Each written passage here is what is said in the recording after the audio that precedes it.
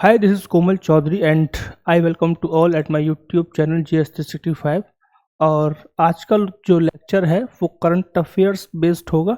आप सभी को पता है कि करंट अफेयर्स कितना इम्पोर्टेंट है बिकॉज ऑफ कि जो ट्रेंड है एग्ज़ाम का उसमें हम क्या देख रहे हैं कि जो करंट अफेयर्स है उसका जो स्टैटिक पार्ट है वहाँ से क्वेश्चन निकलता है।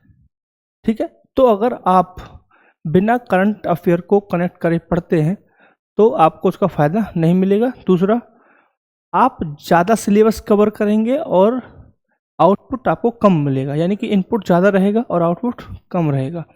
ठीक है, तो आज के दौर की तैयारी के हिसाब से अगर हम बात करें तो हमें करंट अफेयर्स को ज़्यादा फोकस करना है, साथ के साथ स्टैटिक पार्ट को भी कनेक्ट करके रखना है। ठीक, तो उसी दिशा में GS365 अपनी वीडियोस आपके सामने ला रहा है। तो स्टार्ट करते हैं आज का सेशन फर्स्ट टॉपिक के साथ। उससे पहले ये हमारा इंटरफेस है यूट्यूब का, जहाँ पे आप चैनल को सब्सक्राइब कर सकते हैं ताकि आपको जो वीडियोस हैं वो ऑन टाइम नोटिफिकेशन आ जाए और जो कंटिन्यूटी है किसी भी टॉपिक को लेकर, किसी भी सब्जेक्ट को लेकर वो बनी रहे। ठीक है, तो जब हम बात करें तो यहाँ पे आप प्लेलिस्ट भी देख पा रहे होंगे, यहाँ अलग अलग प्लेलिस्ट दी हुई हैं। जब आप चैनल पे आएंगे तो ये सब्जेक्ट वाइज जो हमने पॉलिटी कवर किया है फाउंडेशन में, ठीक है, 3 क्लास हमने कवर की हैं। Static part for the UP police, वहाँ 2 क्लास भी पेंडिंग है, डाटा तैयार कर रहे हैं, जैसे ही कंप्लीट होगा वहाँ पे क्लास अवेलेबल हो जाएगी। थर्ड, हम करंट अफेयर्स का भी प्लेलिस्ट होगा, साथ के साथ रीजनिंग का भी प्लेलिस्ट अवेलेबल है। ठीक है, तो जो जो चीज़ें हैं वो सब अवेलेबल रहेंगी, आप जाकर विजिट कर सकते हैं। तो स्टार्ट करते हैं आज का सेशन। तो फर्स्ट न्यूज़ है हमारी, भारत के शहद उद्योग से संबंधित फर्स्ट न्यूज़ है। ठीक है, आप सभी को पता है कि विश्व स्तर पर जब मैं बात करता हूं तो भारत 7वां सबसे बड़ा उत्पादक है। अगर मैं बात करता हूं तो भारत 7वां सबसे बड़ा उत्पादक है शहद का। ये बहुत ही सिंपल और इजी फैक्ट था। वहीं अगर मैं बात करूं तो फर्स्ट पोजीशन कौन है, फर्स्ट नंबर पे कौन आता है, तो उत्पादक और निर्यात के रूप में चीन शीर्ष पर बना हुआ है। सिंपल है, यानी कि फर्स्ट अगर बात करूं तो प्रथम कौन है, प्रथम स्थान किसको प्राप्त है, प्रथम स्थान प्राप्त है चीन को। राइट, ये क्लियर है चीजें। अब मैं बात थोड़ा सा नेक्स्ट पॉइंट पे आ रहा हूं कि जब हम बात करते हैं भारत में, तो भारत में लीडिंग स्टेट कौन कौन से हैं, ऐसे कौन कौन से राज्य हैं जो शहद उत्पादन में, शहद उद्योग में लीड कर रहे हैं। तो सबसे पहले आता है नाम उत्तर प्रदेश, फिर वेस्ट बंगाल, पंजाब, बिहार, राजस्थान। ये हमारे लीडिंग स्टेट हैं जब हम बात करते हैं शहद उद्योग की। तो सबसे पहले नाम किसका आता है, यूपी, उत्तर प्रदेश। ठीक है, फिर आता है वेस्ट बंगाल, फिर किसका आएगा, फिर आएगा पंजाब, फिर बिहार, फिर राजस्थान। ये हमारे हो गए लीडिंग स्टेट। यानी कि जब हम बात करते हैं राष्ट्रीय शहद उद्योग की, भारत के शहद उद्योग की हम बात करें तो लीडिंग स्टेट हमारे उत्तर प्रदेश, बंगाल, पंजाब, बिहार और राजस्थान। ठीक है, वही अगर मैं बात करूं कुछ योजनाएं हैं जो एग्जाम के पॉइंट ऑफ से इंपॉर्टेंट हो सकती हैं, वो हमें पता होना चाहिए। तो शहद उद्योग से संबंधित योजनाएं,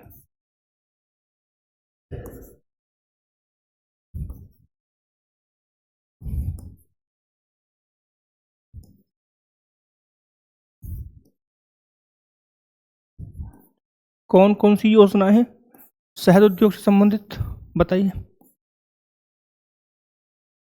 सबसे इंपॉर्टेंट नाम आता है राष्ट्रीय मधुमक्खी पालन और शहद मिशन। तो सबसे इंपॉर्टेंट नाम किसका आता है,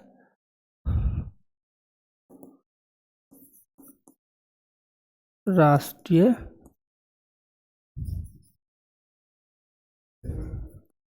मधुमक्खी पालन और शहद मिशन।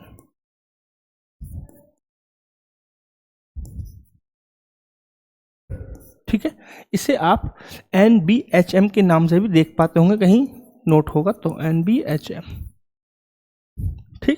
इसका उद्देश्य क्या है? इसका उद्देश्य है मधुमक्खी पालन का बढ़ाना, शहद का उत्पादन बढ़ाना, छोटे और सीमांत किसान हैं उनको उद्यमता के रूप में उनको क्या है, उनको वृद्धि करना, ठीक है, ताकि वो पारंपरिक खेती से लेके की तरफ से जा करके मधुमक्खी पालन की तरफ जाएं। नेक्स्ट क्या हो सकता है? बुनियादी ढांचे का विकास करना, ठीक है, ये इस योजना के उद्देश्य हैं। और दूसरा पॉइंट क्या है इस योजना से संबंधित? वो ये है कि यह आत्मनिर्भर भारत अभियान के तहत शुरू की गई थी। तो यह शुरू की गई थी आत्मनिर्भर भारत अभियान।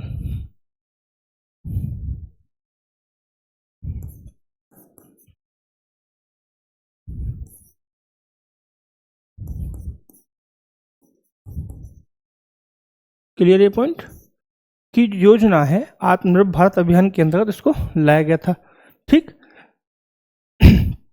नेक्स्ट हम समझ सकते हैं मीठी, एक क्वेश्चन सिंपल आ सकता है कि मीठी क्रांति किससे संबंधित है? तो शहद से संबंधित है। तो इसका उद्देश्य और क्या था? मीठी क्रांति को प्राप्त करना, मीठी क्रांति को प्राप्त करना। क्लियर? तो नेक्स्ट पॉइंट हमारा ये था। दूसरा पॉइंट, जो राष्ट्रीय उद्योग से संबंधित योजना है राष्ट्रीय मधुमक्खी पालन और शहद मिशन, इसे कब प्रारंभ किया गया था? इसे प्रारंभ किया गया था 2020 में। कब से? 2020 में इसे प्रारंभ किया गया था। नेक्स्ट पॉइंट में आ रहा हूं कि इस योजना से संबंधित, यह योजना किस मंत्रालय से संबंधित है? बहुत ही इंपॉर्टेंट रहेगा, क्योंकि यह जब हम बात करते हैं मधुमक्खी पालन तो हम कुछ भी और मंत्रालय सोच सकते हैं, लेकिन कौन सा मंत्रालय है? कृषि एवं किसान विकास मंत्रालय। कौन सा? कृषि एवं किसान विकास मंत्रालय। कृषि एवं किसान विकास मंत्रालय। तो मुझे बताएगा कृषि एवं किसान विकास मंत्रालय कौन है? अभी क्या नाम है जो मंत्री जी हैं इससे संबंधित? तो नाम है नरेंद्र सिंह तोमर। कौन है? नरेंद्र सिंह तोमर।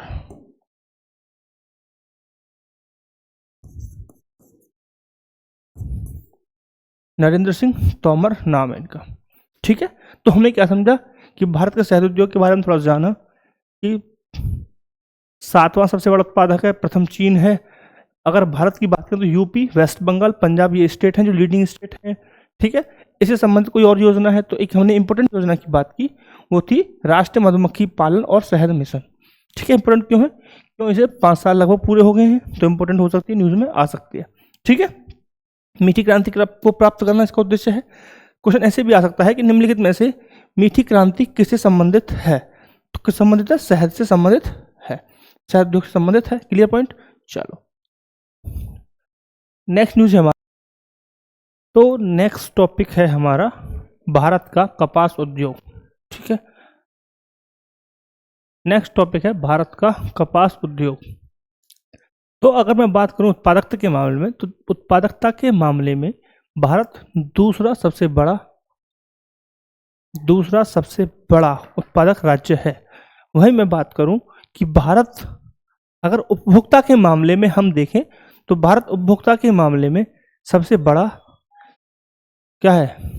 सबसे प्रथम आने वाला राष्ट्र है। यानी उपभोक्ता के रूप में भारत सबसे ज्यादा कपास को उपभोग करता है, ठीक है। तो उत्पादकता के मामले में बात करें तो उत्पादकता के मामले में भारत आता है सेकंड प्लेस पर, ठीक है।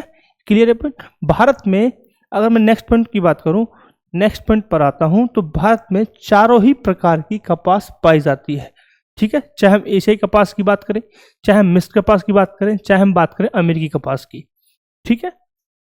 तो चारों ही प्रकार की कपास भारत में पाई जाती है। नेक्स्ट पॉइंट है हमारा, क्या कपास से संबंधित कोई योजना है जो हम एग्जाम के पॉइंट ऑफ व्यू से समझ सकते हैं? तो फर्स्ट हमने देखा कि 2024-25 के बजट में, 2025-26 के बजट में, ठीक है, 2026 के बजट में हमने देखा कि कपास उत्पादकता मिशन के रूप में एक योजना लॉन्च की गई, जिसका उद्देश्य था कि उत्पादकता को बढ़ाया जाए, स्थिरता को बढ़ाया जाए और मीठी क्रांति को प्राप्त किया जाए। ठीक है, नेक्स्ट हम क्या कर सकते हैं? नेक्स्ट हमने देखा कि भारत सरकार ने कपास के लिए एमएसपी घोषित किया। ठीक है, एमएसपी से क्या होता है? एमएसपी से उस स्पेसिफिक फसल को प्रमोट किया जाता है, क्योंकि आप सिंपल समझ सकते हैं कि एमएसपी क्या है। एमएसपी है मिनिमम सपोर्ट प्राइस, जहां पर सरकार दावा करती है कि इस प्राइस पर आपकी सारी फसल खरीद ली जाएगी। ठीक है, तो वो इनडायरेक्टली क्या हो गया? प्रमोट करना हो गया। तो कपास को क्या कर रहे हैं? प्रमोट कर रहे हैं डायरेक्टली। नेक्स्ट हमारा है ब्रांडिंग करना। ब्रांडिंग करना आप सब नाम सुना होगा, कस्तूरी इंडियन कॉटन का। तो हम नाम से क्या कर रहे हैं? ब्रांड बना के क्या कर रहे हैं? उसको प्रमोट कर रहे हैं, राइट। इसी तरीके से हमने एक ऐप लॉन्च किया, कोटी अलाय, COTTYALLY। इस एप्लीकेशन पर क्या होगा? इस एप्लीकेशन पर आपको कपास से संबंधित इंफॉर्मेशन मिलेगी, चाहे हम बात करें एमएसपी की, चाहे हम बात कर रहे हैं खरीद केंद्रों के बारे में इंफॉर्मेशन लेना है, तो इस एप्लीकेशन पर आपको मिल जाएगी। ठीक है, तो ये था ओवरऑल भारत कपास उद्योग से संबंधित इंफॉर्मेशन, जो आपके एग्जाम के पॉइंट ऑफ व्यू से बहुत ज़्यादा इंपॉर्टेंट थी। नेक्स्ट आते हैं भारत मुक्केबाजी कप से संबंधित। ठीक है, अभी चैंपियनशिप चल रही है 2025 का, कहाँ पे हो रहा है? ब्राजील में। भारत ने इस इवेंट में 6 पदक जीते हैं। कितने पदक जीते हैं? 6 पदक। एक गोल्ड जीता है किसने विश्व मुक्केबाजी चैंपियनशिप में गोल्ड जीता है? हितेश गुलिया ने। किसने? हितेश गुलिया ने। ठीक है, ये गोल्ड जीतने वाले इस इवेंट में पहले भारतीय हैं। Clear point? इस इवेंट में गोल्ड जीतने वाले ये पहले भारतीय हैं। ठीक है, आगे पॉइंट है कि नवंबर में इस इवेंट को होस्ट करेगा भारत। नवंबर में इस इवेंट को होस्ट करेगा भारत। वहीं मैं बात करूं जून और जुलाई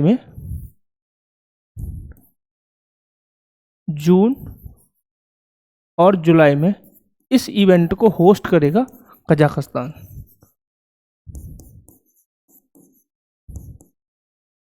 क्लियर पॉइंट? आई होप कि आपको बहुत तरीके से क्लियर समझ में आ गई होगी। ठीक, अब हम समझते हैं दूसरा पॉइंट कि जो ये इवेंट है इसे ऑर्गेनाइज कौन करता है? तो इसे ऑर्गेनाइज करता है विश्व मुक्केबाजी संगठन। कौन ऑर्गेनाइज कर रहा है? विश्व मुक्केबाजी संगठन इसे ऑर्गेनाइज करता है, जो अंतर्राष्ट्रीय ओलंपिक समिति से मान्यता प्राप्त है। क्लियर? आई होप कि न्यूज़ बहुत तरीके से क्लियर है। चलो नेक्स्ट पर आते हैं। नेक्स्ट न्यूज़ क्या है?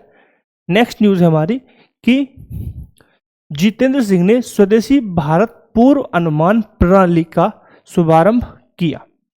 इसमें क्या है कि भारत ने अभी अपना फोरकास्ट सिस्टम लॉन्च किया है 6 किलोमीटर सिस्टम के आधार पर। ठीक है, तो इसे किसने डेवलप किया है? विकसित किसने किया है? डेवलप किसने किया है इसको? तो इसे डेवलप किया है IITM पुणे ने इसे डेवलप किया है। Indian institution of tropical metrology. ठीक है, इससे क्या होगा? इससे होगा हमारा वेदर फोरकास्ट जो करते हैं हम, उसमें इंप्रूवमेंट आएगी। ठीक है, तो मौसम पूर्वानुमान में सुधार। ठीक है, 12 किलोमीटर से अब हम 6 किलोमीटर की हमने डेवलप किया है। ठीक है, दूसरा जो इन्होंने लॉन्च किया है अभी पूर्ण प्रणाली सिस्टम जो लॉन्च किया है, इसे संपूर्ण सरकार और संपूर्ण विज्ञान भी कहा जा रहा है। इसे संपूर्ण विज्ञान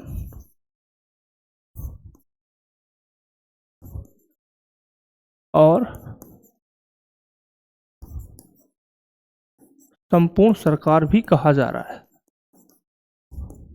ठीक है, तो अगर एग्जाम में पॉइंट ये आता है कि संपूर्ण विज्ञान और संपूर्ण सरकार किससे संबंधित है, तो क्या है वो? वह है भारत की पूर्व अनुमान प्रणाली सिस्टम से संबंधित होगा। ठीक है, पॉइंट क्लियर? क्लियर, चलो क्लियर। तो अब आइए नेक्स्ट न्यूज़ पे। आज की न्यूज़ बहुत छोटी छोटी सी है, ठीक है, लेकिन इंपॉर्टेंट है। नेक्स्ट हमारा न्यूज़ है एशियाई एथलेटिक्स चैंपियनशिप 2025 हुई है, अभी चल रहा है इवेंट। ये कहाँ पे हो रहा है? दक्षिण कोरिया। कहाँ पे? दक्षिण कोरिया पे। दक्षिण कोरिया की किस पे हो रहा? गुमी में। दक्षिण कोरिया के गुमी में हो रहा है। Clear point? ठीक है, इस इवेंट में गुलवीर सिंह है एक, जो दिख रहे हैं आपको, ये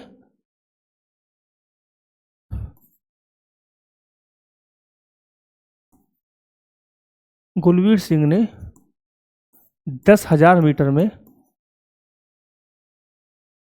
गुलवीर सिंह ने 10,000 मीटर में यहाँ पे क्या है? गोल्ड पदक जीता है, स्वर्ण पदक जीता है,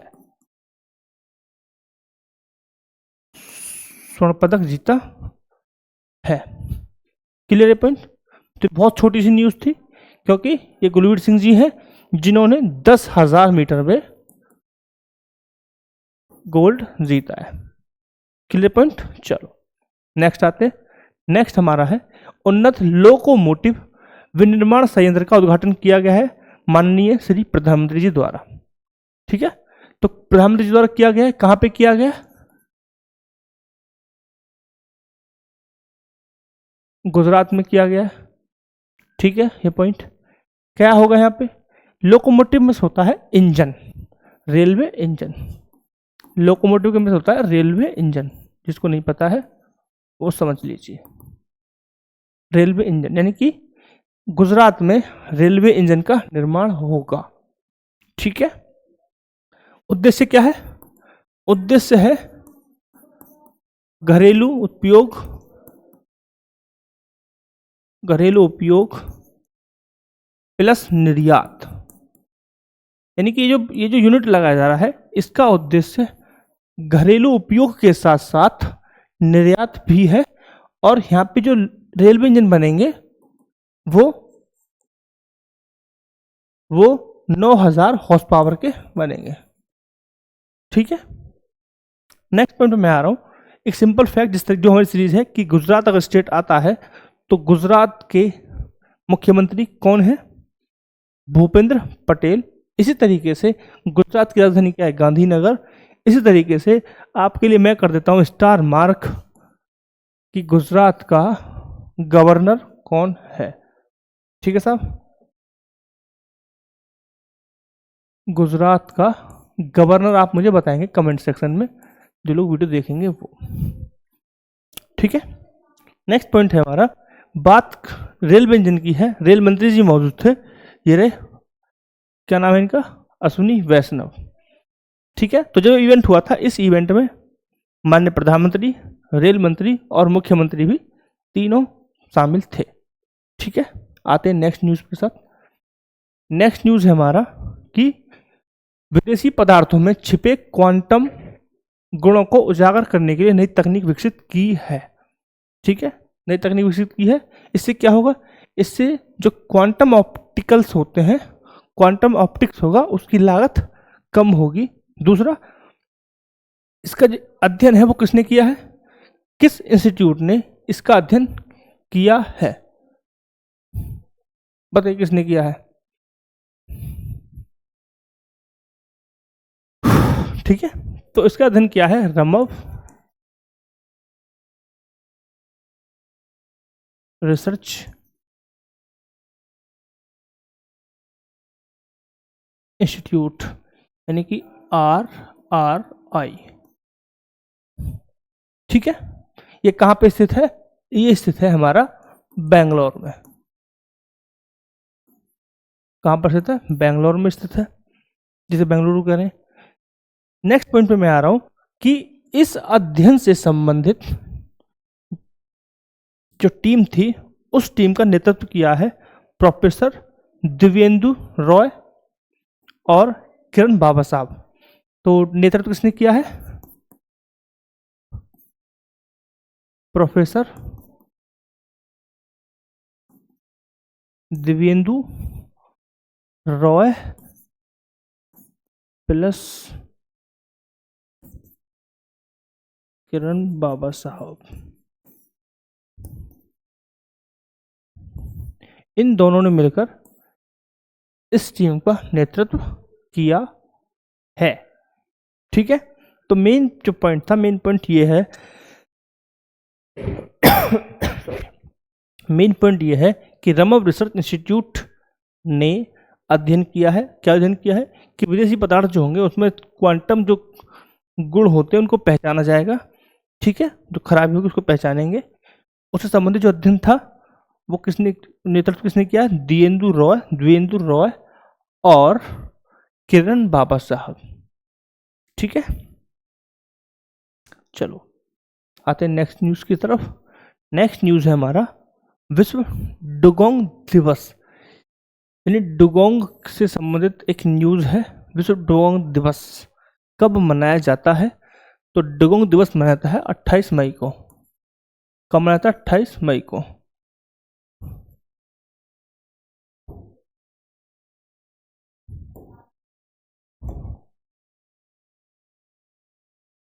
अट्ठाईस मई को मनाया जाता है डुगोंग दिवस। Clear point. नेक्स्ट हम समझते हैं डुगोंग के बारे में, थोड़ा सा इन्फॉर्मेशन समझ लेते हैं कि फैमिली क्या है। Dugong feeding only sea grass, क्या खाती है? ओनली सी ग्रास खाती है। Each dugong consume 3 to 40 kg of sea grass a day, यानी कि 30 से 40 kilo, 30 kg to 40 kg grass ये पर डे खा लेते हैं।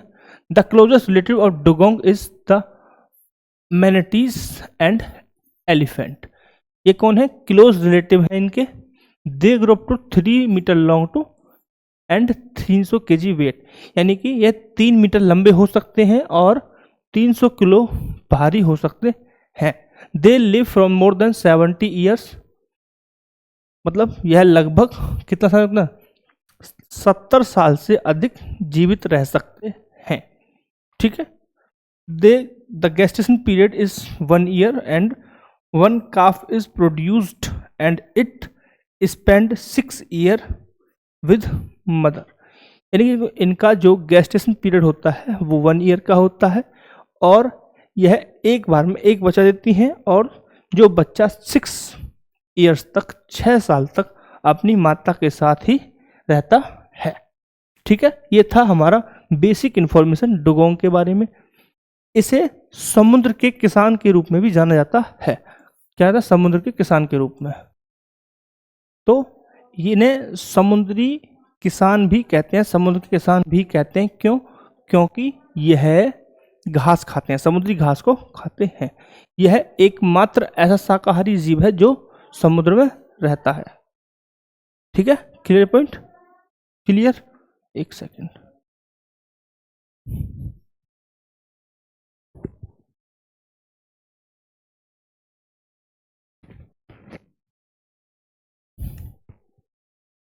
ठीक है, डन। ठीक है, अब आते हैं नेक्स्ट पॉइंट कि यह एकमात्र, कैसे है? एकमात्र शाकाहारी, यह एकमात्र शाकाहारी समुद्री स्तनधारी है। Clear point? अगर मैं बात करूं इनके रहने का स्थान, तो ये कहाँ पाए जाते हैं वर्ल्ड लेवल पे? विश्व लेवल पे बात करूं तो यह अंडमान निकोबार हो गया,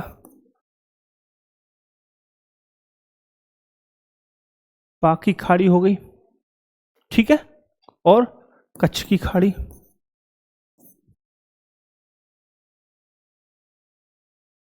कच्छ की खाड़ी हो गई, वहाँ मिलते हैं, राइट।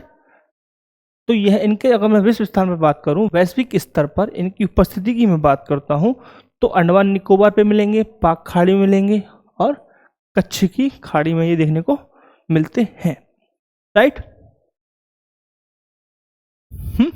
अगर मैं बात करूं इनके स्थिति को जाने कि IUCN की जो रेड डाटा बुक है उसमें इसकी स्थिति क्या है, तो IUCN में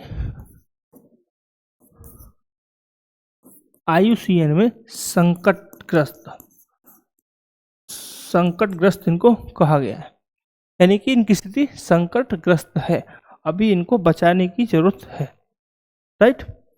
तो हमने इस न्यूज़ से क्या समझा, पहले हमने जाना कि विश्व डुगोंग दिवस कब मनाया जाता है। समुद्र के किसान भी कहते हैं एकमात्र शाकाहारी समुद्री स्तनधारी है ये। विश्व लेवल पर इसकी उपस्थिति अंडमान निकोबार, पाक की खाड़ी और कच्छ की खाड़ी में पाई जाती है। IUCN के अकॉर्डिंग संकटग्रस्त इनको माना गया है। वहीं हमने जाना इनके बारे में बेसिक इन्फॉर्मेशन, ठीक है, क्लियर। अब थोड़ा सा मेरे को समझाना है आपको कि IUCN क्या है। IUCN के बारे में थोड़ा सा हम जानते हैं कि IUCN क्या है। IUCN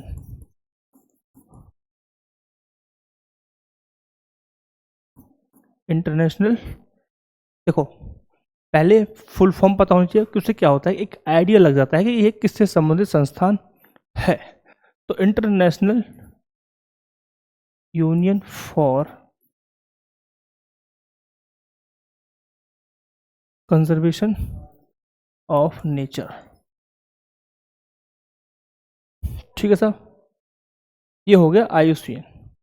यानी कि IUCN का काम क्या दिख रहा है हमें कि international union for conservation of nature, काम क्या है, प्रकृति संरक्षण के लिए क्या काम है, प्रकृति को संरक्षण करना है, प्रकृति को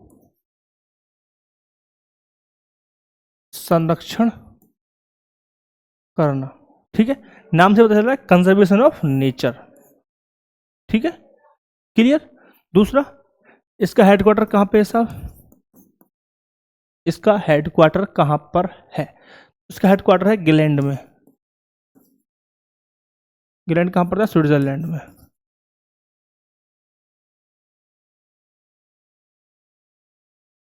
क्लियर पॉइंट, ठीक। नेक्स्ट पॉइंट पे मैं आ रहा हूं कि IUCN की स्थापना कब हुई थी।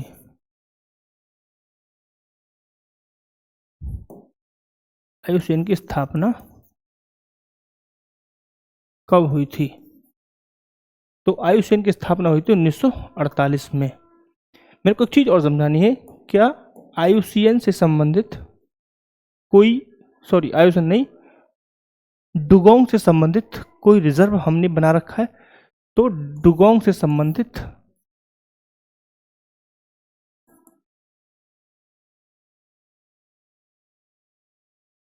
हमने पहला संरक्षण रिजर्व बनाया है,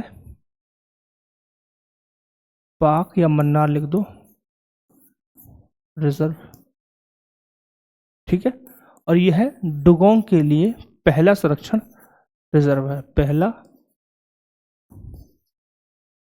संरक्षण रिजर्व है, ठीक है।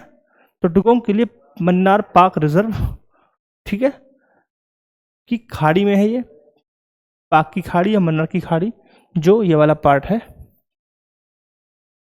ये वाला पार्ट है, इस वाले पार्ट में हमने बनाया है, ठीक है। डुगोंग के लिए ये पहला संरक्षण रिजर्व है, ठीक। अगर मैं बात करूं भारत में कहाँ पाई जाती है, तो हमने अभी लास्ट स्लाइड में हमने देखा कि यह भारत में पाई जाने की स्थिति कौन सी है, अंडमान निकोबार द्वीप समूह, पाक की खाड़ी, कच्छ की खाड़ी, तो ये भारत में मिलती है, ये भारत की स्थिति होगी।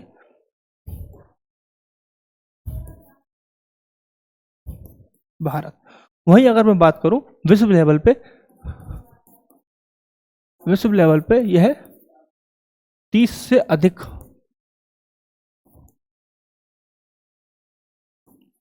देशों में पाई जाती है। ठीक है सब, क्लियर पॉइंट। चलो आते हैं नेक्स्ट न्यूज़ पर, और नेक्स्ट न्यूज़ है हमारा नो योर डीजी पिन। एक मिनट,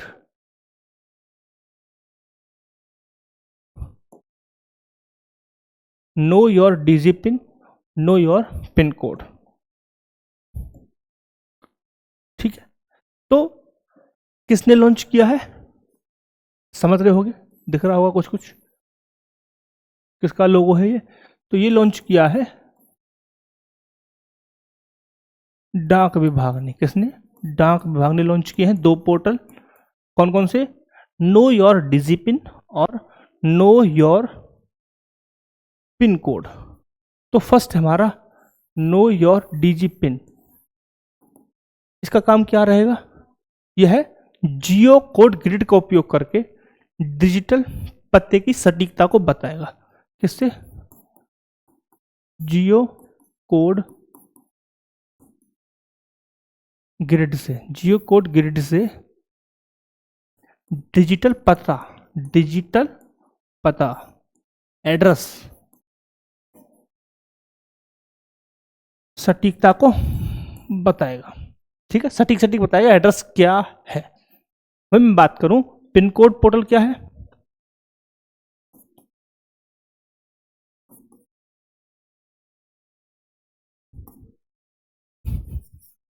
पिन कोड पोर्टल क्या है, पिन कोड पोर्टल है भूस्थानिक प्रौद्योगिकी। अभी बात थोड़ा टेक्निकल वर्ड है, समझाता हूं सबको। भूस्थानिक प्रौद्योगिकी प्लस जीएनएस मैपिंग, भूस्थानिक और जीएनएस मैपिंग का मानचित्रण ये करेगा, जीएनएस द्वारा मानचित्र करेगा, और जिससे क्या करेंगे, pin code system, pin code प्रणाली बनाएंगे।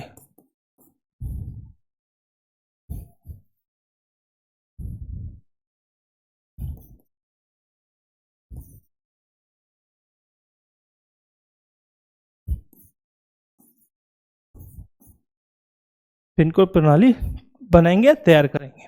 ठीक है, अब थोड़ा सा मैं इन वर्ड को बता देता हूं कि ये जियो कोड ग्रिड क्या होता है, भूस्थानिक प्रौद्योगिकी क्या होती है, और जीएनएस मैपिंग क्या होती है। ठीक है, तो फर्स्ट हम बात करेंगे जियो कोड ग्रिड की। जियो कोड ग्रिड क्या होता है, एक ये ग्रिड सिस्टम होता है जो पृथ्वी की सतह को व्यवस्थित तरीके से, अर्थात हम समझ सकते हैं कि अक्षांश और देशांतर के माध्यम से हमें जो ग्रिड बनता है उसको बनाता है। ठीक है, कौन सा ग्रिड, जो अक्षांश और देशांतर के माध्यम से ग्रिड बनता है। जैसे कि आप देखते होगे ऐसे मैप हो गया, ऐसे ये अक्षांश और ये देशांतर, तो ये ग्रिड बन रहा है, ये ग्रिड बन रहा है, कौन सा ग्रिड बन रहा है, जियो कोड ग्रिड बन रहा है। ठीक है, क्लियर पॉइंट। इससे क्या होता है, जब हम अक्षांश और देशांतर पढ़ेंगे तब आपको पता चलेगा कि अक्षांश और देशांतर से हम समय और स्थिति की जानकारी एग्जैक्ट पता कर पाते हैं। ठीक, अब हम बात करें दूसरा वर्ड क्या था हमारा, भूस्थानिक प्रौद्योगिकी। इसका उपयोग कहाँ किया जाता है, इसका उपयोग किया जाता है भौगोलिक मानचित्रण और उसका विश्लेषण करने के लिए भूस्थानिक प्रौद्योगिकी का प्रयोग करते हैं। अगर मैं बात करूं जीएनएस, तो यह है ग्लोबल नेविगेशन सैटेलाइट सिस्टम, जिसके द्वारा मैपिंग की जाती है। ठीक है, तो इसके इन दोनों द्वारा मैपिंग का कार्य होगा, मैपिंग का विश्लेषण होगा, जिससे क्या होगा, पिन कोड प्रणाली बनेगी। ये क्या करेगा, पिन कोड प्रणाली के आधार पर क्या है, एड्रेस को सटीकता से बताएगा। ठीक है, क्लियर। आई होप कि जो टेक्निकल वर्ड है वो आपको समझ में आ गए होंगे। अब आइए नेक्स्ट न्यूज़ के साथ। नेक्स्ट न्यूज़ है हमारा नजाताड़ी महोत्सव। नजाताड़ी महोत्सव, इसे रोपण महोत्सव भी कहते हैं, रोपण महोत्सव भी कहते हैं।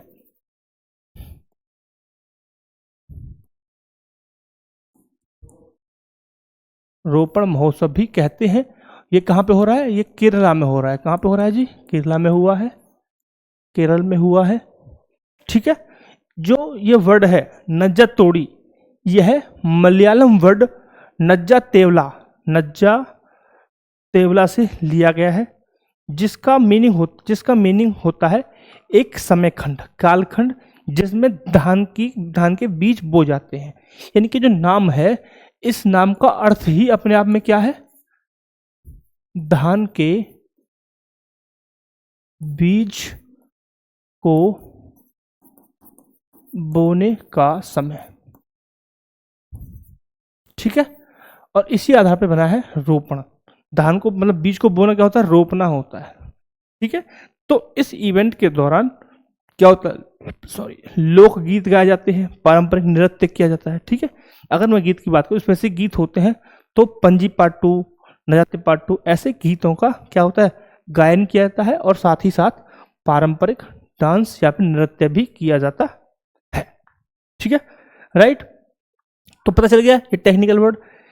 ठीक है, मलयालम शब्द है, मलयालम शब्द नजातेवला से लिया गया है, जो मलयालम पंचांग में उस कालखंड को दिखाता है जिस कालखंड में धान के बीज रोपे जाते हैं। इसी कारण इस महोत्सव को रोपण महोत्सव भी कहा जाता है। इस महोत्सव के दौरान नृत्य और लोकगीत गाए जाते हैं। ठीक है, क्लियर पॉइंट। यह है केरला का एक डांस फॉर्म, यह केरला का महोत्सव है। आइए नेक्स्ट न्यूज के साथ। नेक्स्ट न्यूज है कि हवाई के बिग आइलैंड्स, ये हवाई हो गया, हवाई आइलैंड्स पर किलाउ ज्वालामुखी विस्फोट हुआ है। तो किलाउ कहां पे है? किलाउ ये किलाउ नहीं है, कामकाउ है। ठीक है साहब, ये गलत है। ठीक है, तो इसे मैं करेक्ट कर देता हूं।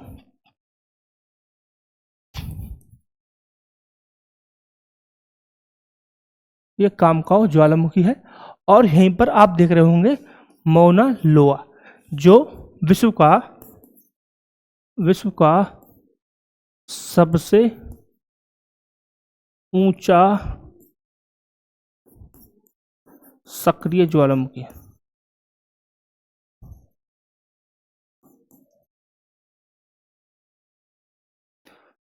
ठीक है, दुनिया का सबसे बड़ा, ऊंचा नहीं कहेंगे, इसे बड़ा है ये। करेक्ट कर देता हूं, बड़ा। अब मेरा क्वेश्चन स्टार मार्क ये है कि सबसे ऊंचा ज्वालामुखी बताइए, सक्रिय, मृत और संतृप्त, तीनों के सबसे बड़े ऊंचे ज्वालामुखी बताइए, कौन कौन से देश में वो पड़ते हैं। ठीक है, तो ये तो हो गया न्यूज कि कामकाउ ज्वालामुखी में अभी हाल ही में विस्फोट हुआ है।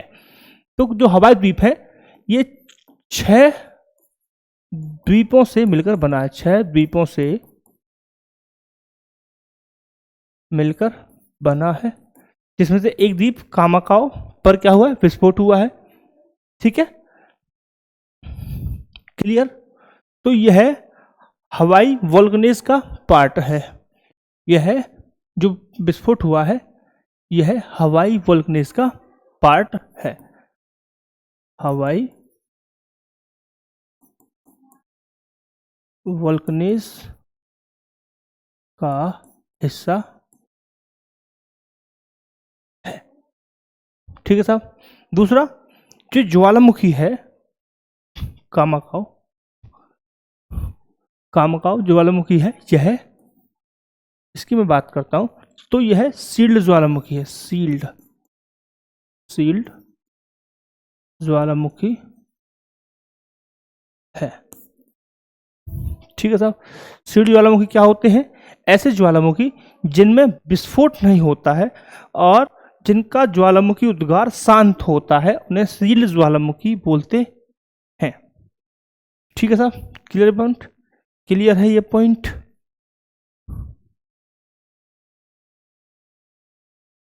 ठीक, तो हमने क्या समझा कि 6 इस न्यूज़ से, ये 6 द्वीपों से मिलकर बना है हवाई बिग आइलैंड, और यह है हवाई वोल्केनोज नेशनल पार्क। हाँ, नेशनल पार्क रह गया,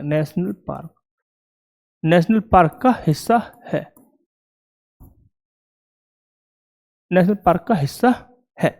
ठीक है, कामकाउ ज्वालामुखी सील्ड ज्वालामुखी है। सील्ड ज्वालामुखी ऐसे ज्वालामुखी होते हैं जिनमें विस्फोट नहीं होता है, विस्फोट नहीं होता है और जो उद्गार होता है वो धीरे धीरे होता है।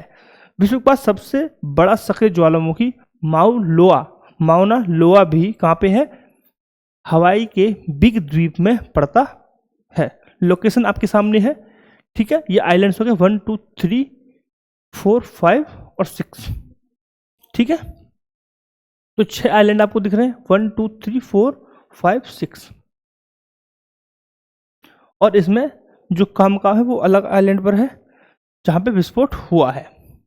अब बढ़ते हैं हम नेक्स्ट न्यूज़ की तरफ, और ये प्रोबेबली लास्ट न्यूज़ होगी। तो इस न्यूज़ में क्या है? डीआरडीओ ने क्वांटम प्रौद्योगिकी अनुसंधान केंद्र का उद्घाटन किया। कहाँ पे किया है? तो यह किया है दिल्ली में।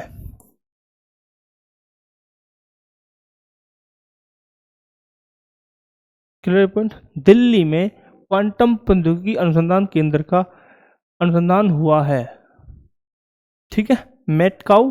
मेटकाफ हाउस दिल्ली में स्पेसिफिक जगह है, मेटकाफ हाउस, ठीक है। अगर मैं थोड़ा डीआरडीओ के बारे में जानना चाहूं कि डीआरडीओ क्या है,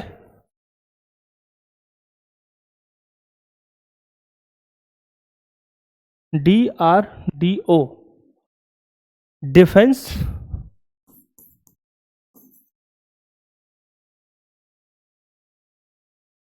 रिसर्च एंड डेवलपमेंट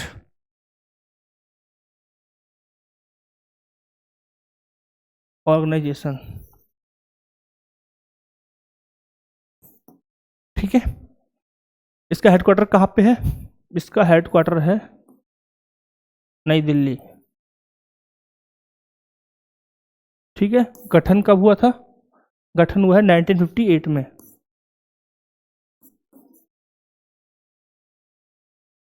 1958 में गठन हो गया था। और इसका काम क्या है? काम क्या है?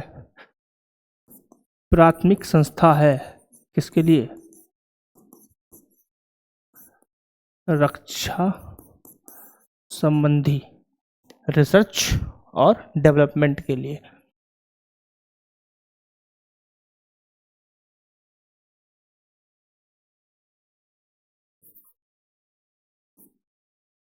ठीक है, तो ये हो गया थोड़ी सी इन्फॉर्मेशन डीआरडीओ के बारे में। आई होप कि आपको जो न्यूज़ है वो बहुत अच्छी समझ में आई होगी। एंड